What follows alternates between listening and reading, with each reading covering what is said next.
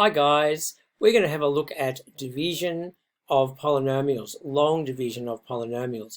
Very important and very easy once you master the steps. So let's get into that now and make a start. Say we had to divide that polynomial by x minus 1, okay? There are a number of steps to do this, and they are repetitive, and it's very easy once you get the hang of it.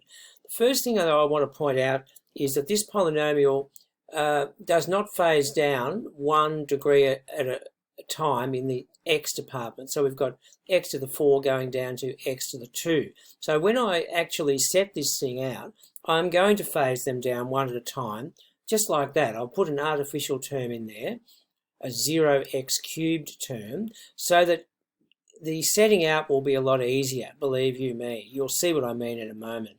I set it out as if I was dividing numerals by long division because the process is very, very similar. It's analogous. Now, step 1, we divide using the leading terms. In other words, what am I saying? I'm saying you divide this leading term by this leading term. The leading term is the term with the highest power of x. So x to the 4 here, 3x to the 4. We divide that by this term here, x, and we get 3x cubed, and we put the result up here, okay, like that. That's step 1. Then step 2 is that we actually multiply the divisor by the result of the above. So this thing here gets multiplied by this divisor, and the result goes down here, okay, like that, okay. Then step 3 is we do the subtraction of this here from this here, okay? Now, be careful, because if you're subtracting a negative term, then that becomes positive because you're minusing a minus, yes? So, in other words, you'll get nothing from that, but you'll get plus 3x cubed from that.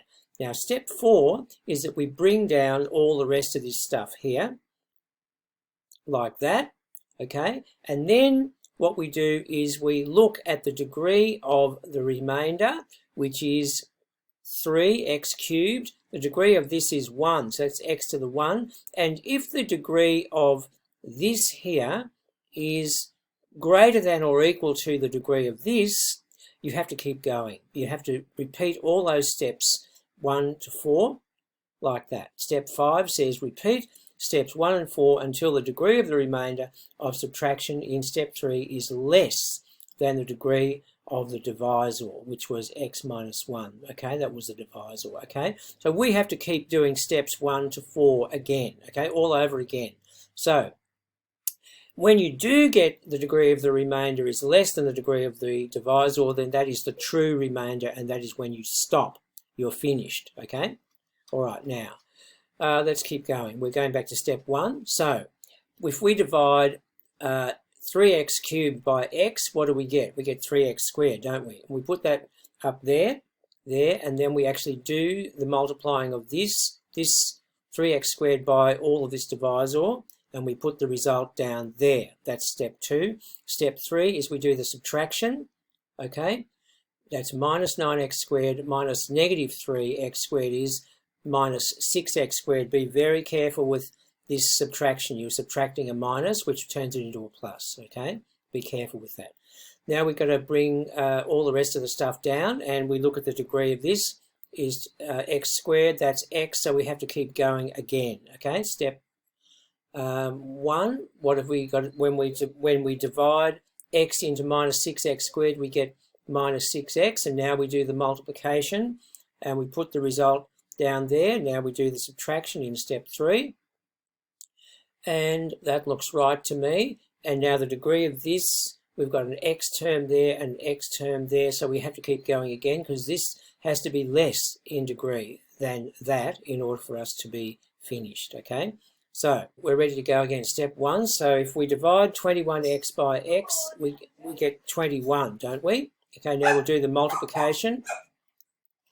There we get that. Now we're going to do the subtraction now, and we're going to get plus 13, okay? Now, degree of that is degree 0, okay? 13x to the 0 is 13, if you like. And then that's got a degree 1. So this means that we're allowed to stop. This is our true remainder, okay? All right, that's it. We've finished. Now we can say, as our answer, we can say that this polynomial is equal to the divisor times the quotient. That's your divisor, that's your quotient, plus this remainder, okay? Alternatively, we could also say that the polynomial, the original polynomial divided by the divisor, is equal to the quotient plus 13 over x minus 1. In other words, I've just taken this line here and I've divided both sides by x minus 1, all right? So there you go, we did it, guys. That's the process, very easy, very cookbooky. Okay, so let's do the same thing again now that we've got the process and we're on a bit of a roll here, okay? Let's set it out like that, okay? Now, do you remember what to do first? We're basically dividing the x from the divisor into the x cubed of the polynomial. We get x squared as a result. Now we multiply the x plus 2 by the x squared, and what do we get? Good, now we're going to do the subtraction, okay? Agree? Good, now we bring down the rest, okay? Now, the degree of this is 2x squared, the degree of that is 1, that's x, so that's no good, we've got to keep going, okay? So, if we divide minus x squared by x, what do we get? We get minus x, okay? Now we multiply the divisor by that minus x, and we get that, okay? Now we do the subtraction, and we'll get minus 12x, and when we bring down the rest of it, we'll get the minus 24 there as well. Degree 1, have to go again, okay? So divide minus 12x by x, and we get minus 12. Now we do the multiplication. Minus 12 times that x plus 2, and we get that. Oh goodness, look at that. We're going to get 0 as our remainder. Well, this is degree 0, that's degree 1.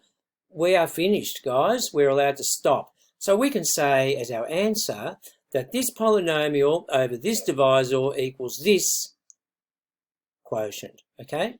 Well done. Good on you. All the best, and we'll see you in the next exciting installment.